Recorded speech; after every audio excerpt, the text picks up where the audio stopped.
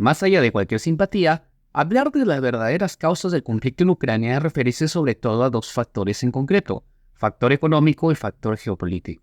A continuación explicaremos con detalle cada uno de ellos y te aseguro que el contenido que te comparte en día de hoy te será de muchísima utilidad a la hora de entender este asunto y sobre todo cuando tengas que emitir una opinión coherente sobre el mismo. Vamos a ello. Motivo 1.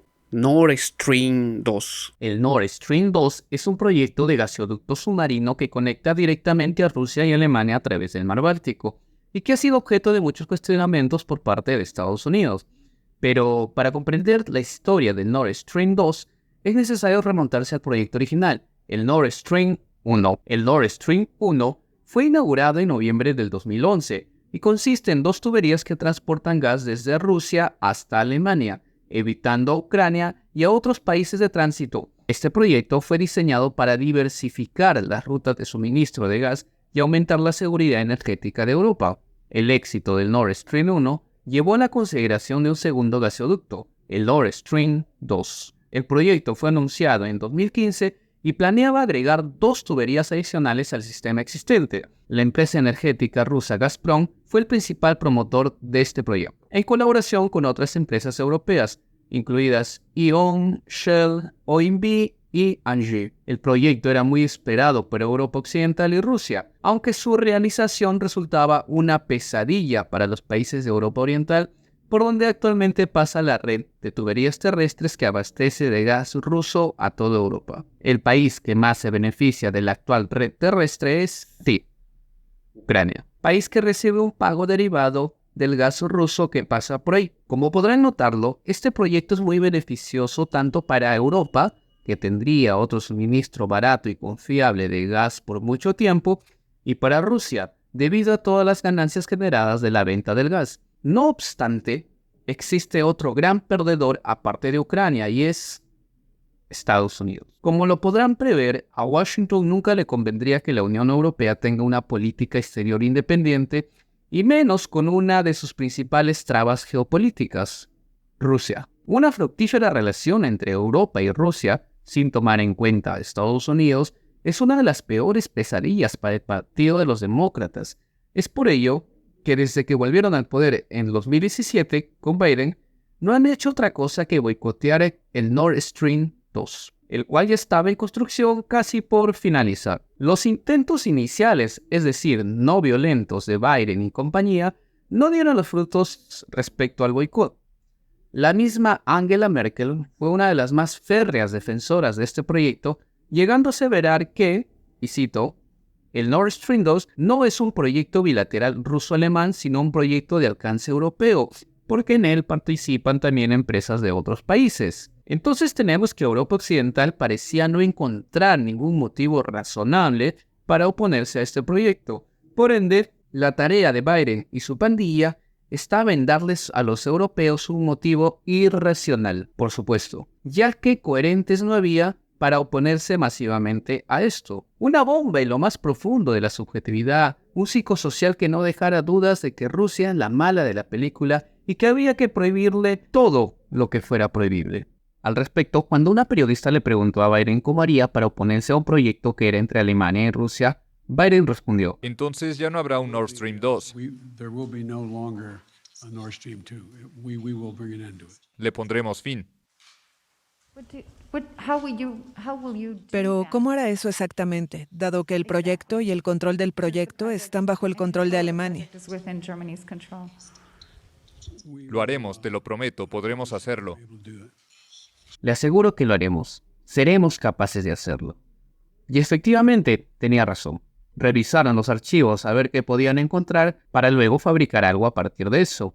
Y en ese interín recordaron que hasta el 2014, en la época de su correligionario Obama, se estaba librando un conflicto bélico en el este de Ucrania, entre milicias independentistas afines a Rusia y el nuevo gobierno neoliberal que había sido puesto ahí por Washington ese mismo año.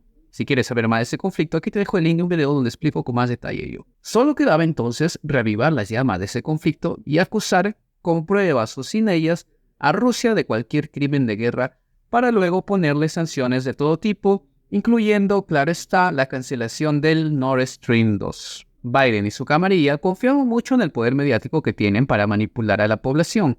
saben que repitiendo las mismas mentiras a través de todas las plataformas harán que la gente crea lo que sea. Los conocidos medios de información occidentales y las más famosas plataformas de Internet repiten un solo discurso. Rusia invade Ucrania, la guerra de Putin, el heroico pueblo ucraniano luchando por su libertad, esa y otra serie de pseudo-verdades que resuenan de manera rabiosa en todas partes. Solo necesitan que la gente crea eso para tener la excusa suficiente y así cancelar el tan peligroso Nord Stream 2, que como dijimos, beneficia también a Rusia, teniendo como base argumentativa la siguiente falacia. Si Rusia es mala y este proyecto la beneficia, entonces necesariamente hay que prohibirlo. Armado el psicosocial, lo demás es fácil de realizar. Es así como logran su cometido y el 22 de febrero del 2022, el canciller alemán Olaf Scholz anuncia la cancelación del proyecto debido a la, como ellos la llaman, invasión Rusia en Ucrania, sumada a una serie de sanciones económicas por parte de la Unión Europea y, sabiéndose conquistadores de la verdad, casi un mes después de dicho anuncio, hacen otro igual de desconcertante. En este caso, no tuvieron pudor en admitir un nuevo tratado entre Estados Unidos y la Unión Europea para la venta de gas estadounidense en dicho continente. Tal como lo oyen, el 25 de marzo de 2022, en un encuentro entre Joe Biden y Ursula von der Leyen, anuncian un acuerdo para aumentar en 15.000 millones de metros cúbicos de gas licuado las exportaciones de hidrocarburos desde Estados Unidos a Europa por un valor de 140.000 millones de euros. Y sí, en esta cifra tienes la respuesta a todas tus preguntas. ¿Cómo es que se promueve un conflicto entre hermanos con el único objetivo de ganar esa obscena cantidad de dinero? Todo el sufrimiento y las vidas que se han cobrado este enfrentamiento se reduce a ese gran móvil: ganar 140.000 millones de euros. En el extremo del cinismo, Biden admitía que este tratado les costaría un poco más a los europeos, pero que les pondría en una posición estratégica mucho más sólida. Como quien decir, todo vale con tal de perjudicar a Rusia,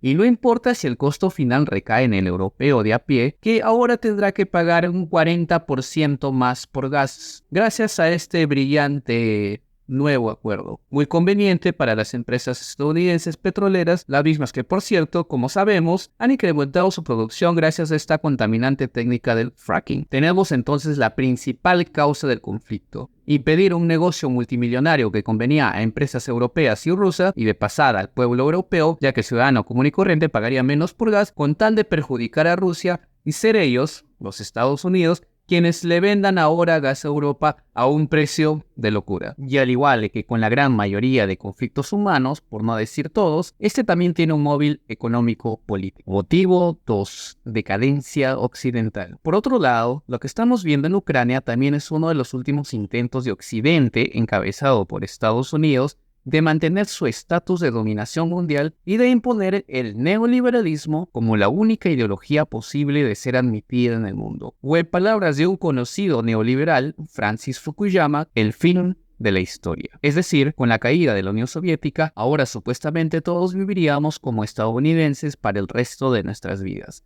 sin que nada ni nadie pudiera cambiar eso. Pero nada más alejado de la realidad. Para desgracia de Fukuyama y demás pensadores neoliberales, la historia no había llegado a su fin, sino que solo era el inicio de una nueva era en donde el centro del poderío mundial pasaría de Norteamérica hacia Asia. Basta con ver las predicciones que se tienen sobre Asia. Hasta antes de la pandemia se tenía previsto que China sobrepase a Estados Unidos como primera potencia económica del mundo para el año 2040. Pero gracias a la pandemia, esto se adelantará y se tiene previsto que sea alrededor del año 2030. La pandemia fue justamente la herida de muerte que sufrió el neoliberalismo en el mundo. Puso en evidencia cómo se había desmantelado los sistemas de salud en favor del lucro desmedido, consiguiendo con ello que se vea como un real fiasco la privatización de la salud a la hora de enfrentar una emergencia sanitaria, y develando lo realmente inútil que son los gobiernos neoliberales para solucionar cualquier problema en general de manera rápida, eficiente y con el menor costo posible. Todo lo contrario a China, que logró controlar por completo dicha emergencia haciendo uso de su poderío centralizado. Como bien dijera Hillary Clinton, China is not a free market economy. We tried.